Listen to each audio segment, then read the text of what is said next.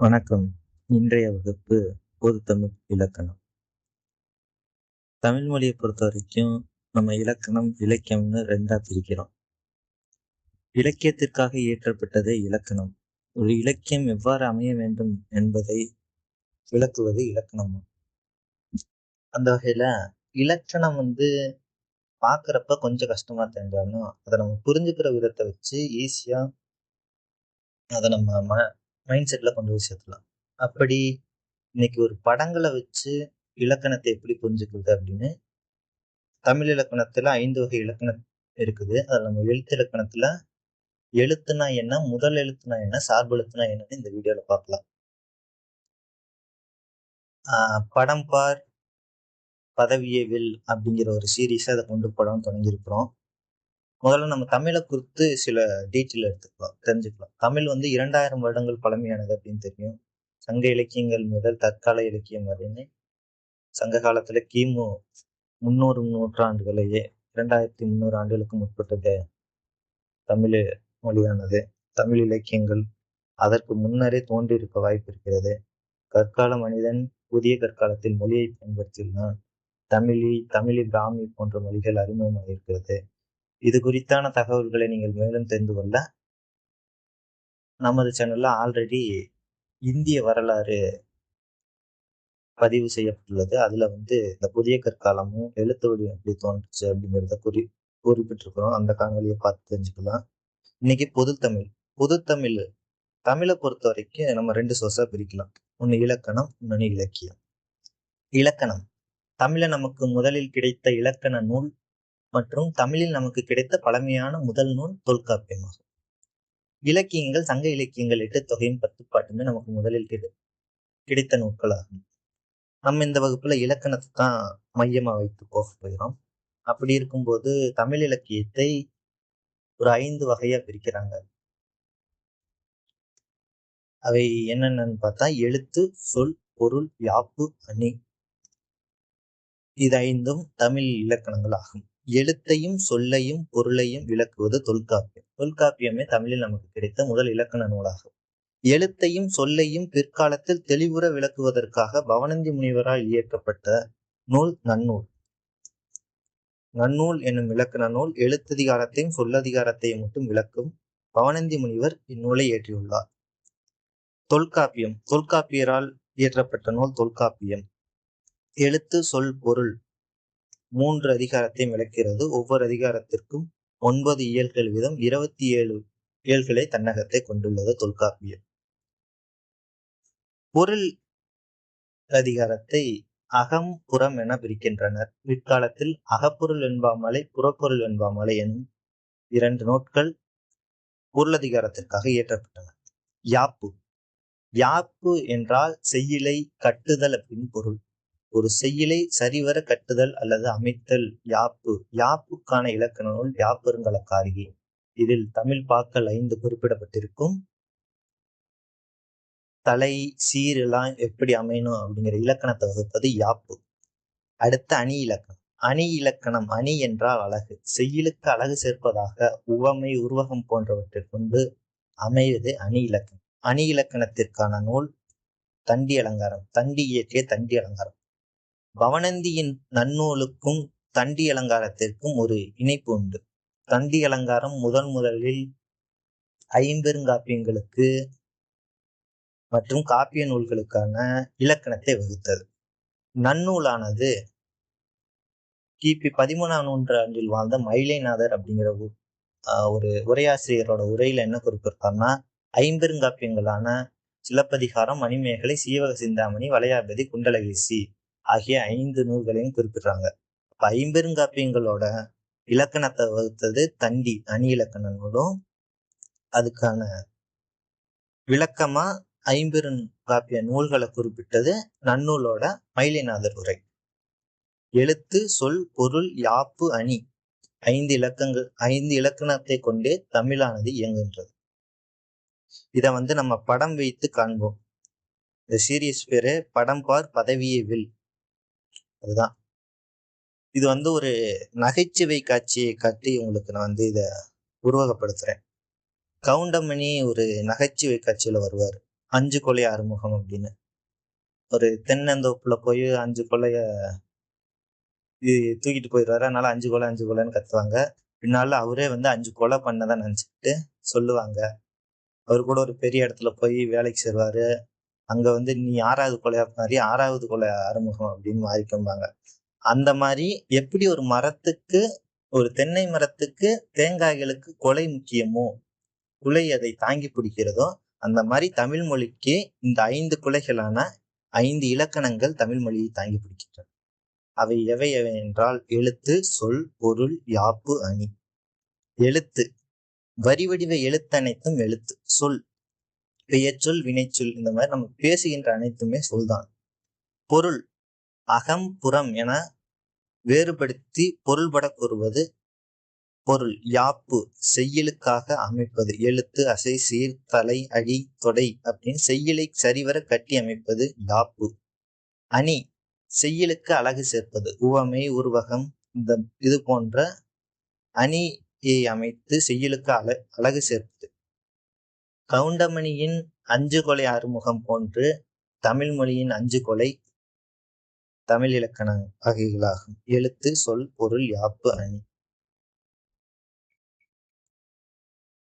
அடுத்து நம்ம எழுத்து 5 இலக்கணத்துல முதல் இலக்கணமான எழுத்தை இந்த காணொலியில காண்போம். எழுத்து, வரிவடிவ மொழி அனைத்துமே எழுத்து அப்படின்னு சொல்றாங்க. தமிழ் மொழியை பொறுத்த வரைக்கும் எழுத்துக்களை 2 பெரும் வகைகளாக பிரிக்கிறாங்க. முதல் எழுத்து, சார்பெழுத்து. முதல் எழுத்து 30 எழுத்துக்கள், சார்பெழுத்துக்கள் 10 எழுத்துக்கள். முதல் எழுத்து மொழிக்கு முதன்மையாக அமையும் எழுத்துக்கள் முதல் எழுத்துக்களாகும். உயிரும் உடம்புமாய் அமைந்த 30 எழுத்தும் முதல் எழுத்துக்கள். இதுக்கு வந்து நன்னூலும் தொல்காப்பியம் இரண்டுமே இலக்கணம் வகிக்கிறது. உயிர்னா உயிரெழுத்து, உடம்புனா மெய்யெழுத்து. உயிருக்கு உடம்பாய் அமைந்த 30 எழுத்தும் முதல் எழுத்துக்களாகும். இதே பின்னாடி வந்து சார்பெழுத்துல உயிர்மெய் எழுத்தாக குறிப்பிடப்படும். உயிரெழுத்து மொத்தம் 12, மெய்யெழுத்து 18 ஆகிய 30 எழுத்தும் முதல் எழுத்தாக குறிப்பிடப்படுகிறது. இந்த 30 எழுத்துக்களை கொண்டே 216 உயிர்மெய் எழுத்துக்கள் பிறக்கும். அடுத்து சார்பெழுத்து. முதல் எழுத்தை சார்ந்து வருவதால் சார்பெழுத்துக்கள். சார்பெழுத்துக்கள் மொத்தம் 10 வகை. நம்ம இத வந்து இந்த பட விளக்கத்துல காண்போம். படம் பார் பதவியை வெல் சீரியஸ்ல அடுத்த படம் இது. சார்பெழுத்துக்கள், அதாவது இந்த நகைச்சுவை காட்சி வந்து வடிவேலு, இவங்க பேர் வந்து மாலா அப்படின்னு, இவர் வந்து இவங்க பின்னாடியே போற மாதிரி இந்த காட்சி அமைஞ்சிருக்கும். அப்ப வந்து முதல் எழுத்துக்களை சார்ந்தே சார்பெழுத்துக்கள் வருது அப்படிங்கிறத எடுத்து காட்டுற மாதிரி இந்த காட்சி அமையுது. முதல் எழுத்துக்கள் வந்து உயிர் எழுத்துக்கள் 12, மெய்யெழுத்துக்கள் 18, 30 எழுத்துக்களை சார்ந்தே 10 வகையான சார்பெழுத்துக்கள் செயல்படும் அப்படிங்கிறத இந்த நகைச்சுவை காட்சி வந்து விளக்குற மாதிரி இருக்குது. முதல் எழுத்தை சார்ந்து வரும் எழுத்துக்கள் சார்பெழுத்துக்கள் அப்படின்னு இந்த படத்திலேயே ஒரு விளக்கமும் கொடுத்திருக்காங்க.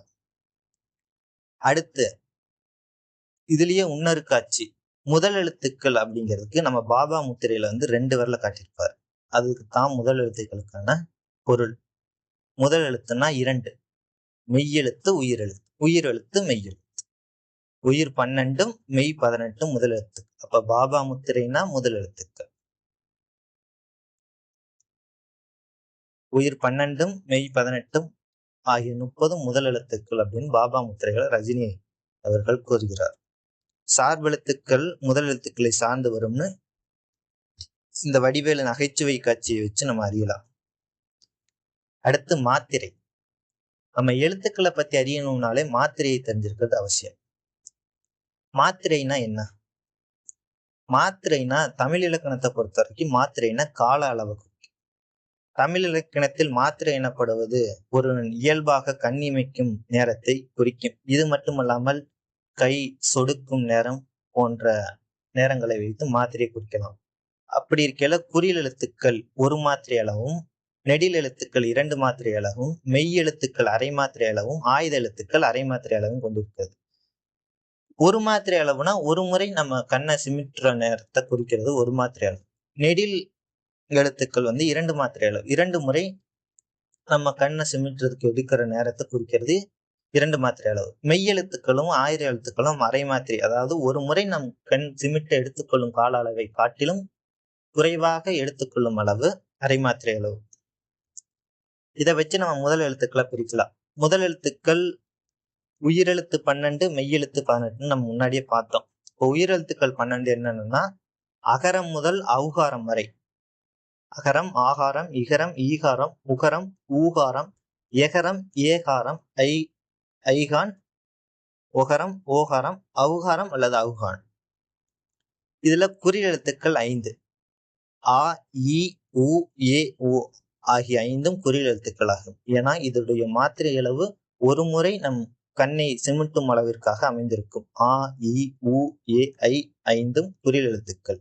நெடில் எழுத்துக்கள் ஆகாரம், ஈகாரம், ஊகாரம், ஏகாரம், ஐகான், ஓகாரம், ஔகான்.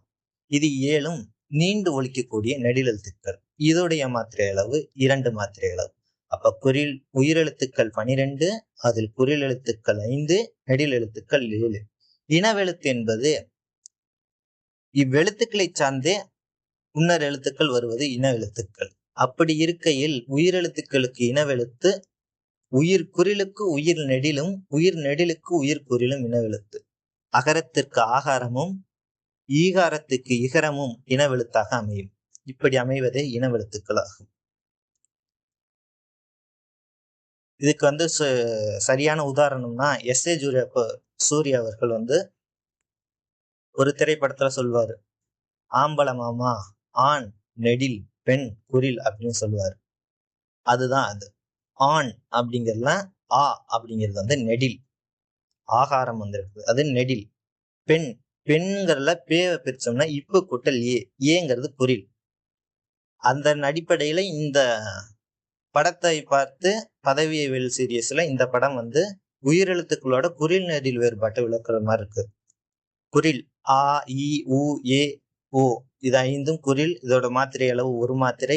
நெடில் ஆ, இ, உ, ஏ, ஐ, ஓ, ஔ இதோட மாத்திரை அளவு 2. ஆண் நெடில், பெண் குறில். இதை வைத்து உயிரெழுத்துக்களை அறியலாம். உயிரெழுத்துக்களின் குறில் எழுத்துக்கள் 5, நெடில் எழுத்துக்கள் 7. குறில் எழுத்துக்களோட மாத்திரை அளவு 1, நெடில் எழுத்துக்களோட மாத்திரை அளவு 2. மெய்யெழுத்துக்களுக்கான மாத்திரை அளவு அரை. ஐந்து எழுத்துக்கான மாத்திரை அளவு அரை. நம்ம அடுத்து முதல் எழுத்துக்கள்ல மெய்யெழுத்துக்கள் பார்க்கிறோம். மெய்யெழுத்துக்கள் மொத்தம் 18. இக்கு முதல் இன்னு வரை மெய்யெழுத்துக்கள் 18. மெய் அப்படின்னா உடம்பு அப்படின்னு நம்ம மேலேயே பார்த்தோம். உயிருக்கு உடம்பாய் அமைவது முதல் எழுத்துக்கள் ஆகும். மெய்யெழுத்துக்கள் 18 உடம்பாய் அமையும். உயிரெழுத்துக்கள் உயிராய் அமையும். மெய்யெழுத்துக்கள் 18 நம்ம 3ஆ பிரிக்கலாம். வினங்கள் அப்படிம்பாங்க. வல்லினம், மெல்லினம், இடையினம். வல்லினம் அப்படிங்கிறது வன்மையாக ஒலிக்கக்கூடியது. அந்த வல்லின சொற்கள் அனைத்தும் மார்பை மையமாக, நெஞ்சகத்தை மையமாக கொண்டு பெருக்கும். க, ச, ட, த, ப, ர. கசட தபர வல்லினம். மெல்லின எழுத்துக்கள் இது மூக்கினை இடமாக கொண்டு உருவாகும். ஞ, ஞ, ந, ந, ம, ந மெல்லின எழுத்துக்கள். இந்த இவ்வெழுத்துக்கள் மூக்கினை மையமாக இடமாக கொண்டு பிறக்கின்றன. இடையின எழுத்துக்கள் மூக்கிற்கும் மார்புக்கும் இடைப்பட்ட இடமான கழுத்தை மையமாக கொண்டு பிறப்பதால் இது இடையின எழுத்துக்கள் ஆயிடுச்சு. எரள, வளல ஆகிய இடையின எழுத்துக்கள். ஆக மொத்தம் 18 மெய்யெழுத்துக்கள். வல்லின எழுத்துக்கள் 6, மெல்லின எழுத்துக்கள் 6, இடையின எழுத்துக்கள் 6. வல்லின எழுத்துக்கள் வன்மையாக ஒலிக்கக்கூடியவை, மார்பை மையமாக இடமாக கொண்டு ஒலிக்கும். மெல்லின எழுத்துக்கள் மென்மையாக ஒலிக்கக்கூடியவை, மூக்கினை இடமாக கொண்டு ஒலிக்கும். இடையின எழுத்துக்கள் இடைப்பட்ட இடமான கழுத்தை மையமாக கொண்டு இருக்கும். உயிரெழுத்துக்கு எப்படி உயிர் குறிலுக்கு உயிர் நெடில் இனவெழுத்தோ, உயிர் நெடிலுக்கு உயிர் குறில் இனவெழுத்தோ அது போன்று மெய்யெழுத்துக்கு வல்லினத்திற்கு மெல்லினமும், மெல்லினத்திற்கு வல்லினமும் இனவெழுத்து.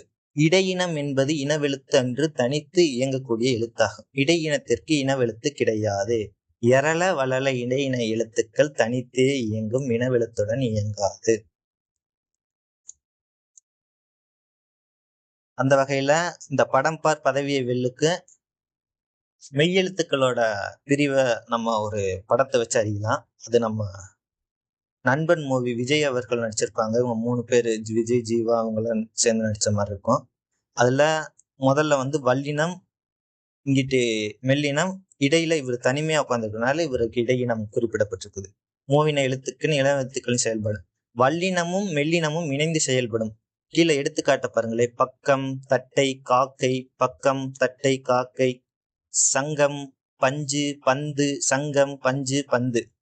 பக்கம் வல்லினத்திற்கு வல்லினம் இடைய நம்ம இனவெழுத்தா வந்திருக்குது. இங்க சங்கம், இங்குக்கு அடுத்து கா வல்லின எழுத்து இனவெழுத்தா வந்திருக்குது. பஞ்சு, இஞ்சுக்கு அடுத்து சு வல்லின எழுத்து இடவெழுத்து வந்திருக்குது.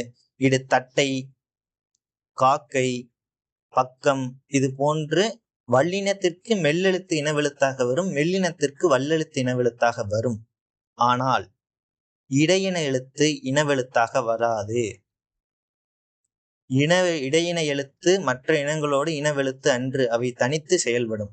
நடுவில் உள்ளவர் இடையினத்தின் தனித்தன்மை விளக்குவராக அமைந்திருக்கிறார். அதான் இதோட பொருள். இடையின எழுத்து மட்டும் தனித்து செயல்படும். வல்லின எழுத்திற்கு மெல்லின எழுத்து இனவெழுத்தாகவும், மெல்லின எழுத்திற்கு வல்லின எழுத்து இனவெழுத்தாகவும் வரும். இந்த காட்சியை வச்சு நம்ம எளிமையா அறிய முடியுது இந்த வல்லின மெல்லின இடையின வேறுபாட்டை. அடுத்து நம்ம பார்க்க போறது சார்பெழுத்து. சார்பெழுத்து வகை மொத்தம் 10. நம்ம இந்த வீடியோல இந்த வகையை மட்டும் பார்ப்போம். சார்பெழுத்தை வந்து நம்ம முழுமையா கான்செப்ட் வைஸாவும் இந்த படம்பார் பதவியியல் சீரியஸ்ல அடுத்த ஒரு முழுமையான வீடியோவில் பார்க்கலாம். ஒவ்வொன்று உயிர்மை அப்படின்னா என்ன, முற்றாயுதம்னா என்ன. இப்போ சார்பெழுத்து வகைகள் மொத்தம் 10. உயிர்மை, முற்றாயுதம், உயிரெழபடை, ஒற்றளபடை, குற்றியலுகரம், குற்றியலிகரம், ஐகார குறுக்கம், ஔகார குறுக்கம், மகர குறுக்கம், ஆயுத குறுக்கம். உயிர்மெய்னா ஒண்ணும் இல்லை. உயிருக்கு உடம்பாய் உயிரும் மெய்யும் இணைந்து பிறக்கும் சொற்கள் உயிர்மை. முற்றாயுதம்னா ஆயுத எழுத்து, முற்று பெற்ற ஆயுத எழுத்து, தன்னோட முழுமையான மாத்திரை அளவு ஒழிச்ச ஆயுத எழுத்து முற்றாயுதம். இதுக்கு வந்து தனி நிலை கேடயம்லாம் இருக்கும். நம்ம இதை அடுத்த வீடியோவில் அடுத்த காணொலியில தெளிவா பார்க்கலாம். உயிரிழபடைனா உயிர் எழுத்துக்கள் அளபெடுத்து வருவது உயிரிழபடை. ஒற்றளபடைனா மெய்யெழுத்து அளபெடுத்து வருவது ஒற்றளபடை, இல்லைன்னா ஒற்றெழுத்து அளவெடுத்து வருவது ஒற்றளபடை. குற்றியலுகரம்னா உகரம் குறுகி ஒழிப்பது குற்றியலுகரம். குற்றியலிகரம்னா இகரம் குறுகி உருப்பது.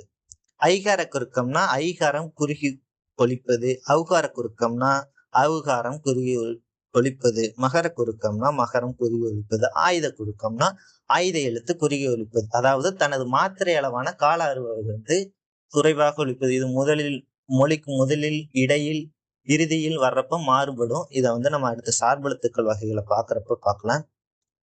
இதுல அடுத்து நம்ம இதுக்கு படம்பார் பதவியியல் சீரியஸ்ல இதுக்கு ஏற்ற படமா விக்ரம் சார் நடிச்ச ஒரு 10 என்றதுக்குள்ள அப்படின்னு ஒரு படம் இருக்கு. அதை வச்சு இந்த 10 வகையை நம்ம பிரிக்கலாம். உயிர்மை, ஆயுதம், உயிரிழபடை, ஒற்றளபடை, குற்றியலுகரம், குற்றியலிகரம், ஐகார குறுக்கம், ஔகார குறுக்கம், மகர குறுக்கம், ஆயுத குறுக்கம். நான் சொன்னதை அவங்களே கீழே எக்ஸாம்பிளா கொடுத்துருக்காங்க.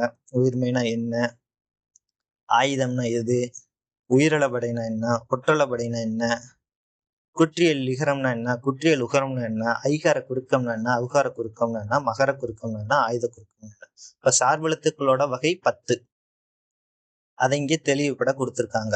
10 என்றதுக்குள்ள வந்து இதுக்கு ஒரு ஷார்ட்கட்டா இருக்கு. அப்ப நம்ம இந்த படம்பார் பதவியியல் காட்சிகளை வச்சு மட்டும் ஒருக்கா ரிவிஷன் பண்ணிட்டு போயிடலாம். முதல் வந்து தமிழ் இலக்கணங்கள் 5. 5 கொலை ஆறுமுகம் கவுண்டமணியோட நகைச்சுவை காட்சி அமைது. எழுத்து, சொல், பொருள், யாப்பு, அணி. அடுத்து சார்பெழுத்து. முதல் எழுத்தை சார்ந்து வருவதால் சார்பெழுத்து. இதுக்கு வந்து இந்த நகைச்சுவை காட்சி, வடிவேலின் நகைச்சுவை காட்சி சரியாக அமைகிறது. அடுத்து முதல் எழுத்து 2 பாபா முத்திரை அமைகிறது. உயிர் எழுத்து 12, மெய் எழுத்து 18 ஆகிய 30 முதல் எழுத்து. பாபா முத்திரை வந்து உயிர் 12, மெய் 18 குறிச்சு இந்த முதல் எழுத்து அப்படிங்கிறத காட்டுது. அடுத்தபடியா உயிரெழுத்துக்களையும் மாத்திரைகளையும் வந்து இந்த எஸ்.ஏ. ஜூரியாவின் ஆண் நெடில் பெண் குரில் அப்படிங்கிற இந்த வசனத்தோட சாராம்சம் வந்து கூறுகிறது. உயிரெழுத்துக்கள்ல 5 குறில் எழுத்து 7 நெடில் எழுத்து, 5 குறிலுக்கு 1 மாத்திரை அளவு, 7 நெடிலுக்கு 2 மாத்திரை அளவுங்கிறத இந்த படமானது விளக்குகிறது. அடுத்தபடியாக நண்பன் படம் வந்து மெய்யெழுத்துக்களோட 3 இனங்களை விளக்கி வல்லினத்திற்கு மெல்லினம் இனவெழுத்தாகவும் இடையினம் தனித்து இயங்குகிறது என்பதை விளக்குவதாக இந்த காட்சி அமைகிறது. அடுத்தபடியாக கடைசியா சார்பெழுத்து 10 வகைய இந்த 10 என்றதுக்குள்ள அப்படிங்கிற திரைப்படத்தோட காட்சி விளக்குகிறது. உயிர்மை, ஆயுதம், உயிரிழவடை, ஒற்றளவடை, குற்றியலுகரம், குற்றியலுகரம், ஐகார குறுக்கம், அவுகார குறுக்கம், மகர குறுக்கம், ஆயுத குறுக்கம். இதோட இந்த வீடியோ நம்ம முடிச்சுக்கலாம். மேலும் இந்த வீடியோல ஏதாச்சும் சந்தேகங்கள், ஐயங்கள் இருந்தா கேட்கலாம். இல்லை இதுல ஏதாச்சும் நீங்க திருத்தம் செய்யற மாதிரி சொன்னீங்கன்னா கூட நான் மாத்திக்கிறேன்.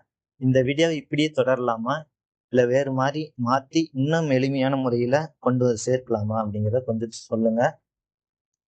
இந்த எழுத்திலக்கணத்தை பூரா படம் பார் பதவியை வெல் அப்படிங்கிற ஒரு சீரீஸ்ல நான் கொண்டு போகலாம் அப்படிங்கிற மாதிரி இருக்கேன். நன்றி, வணக்கம்.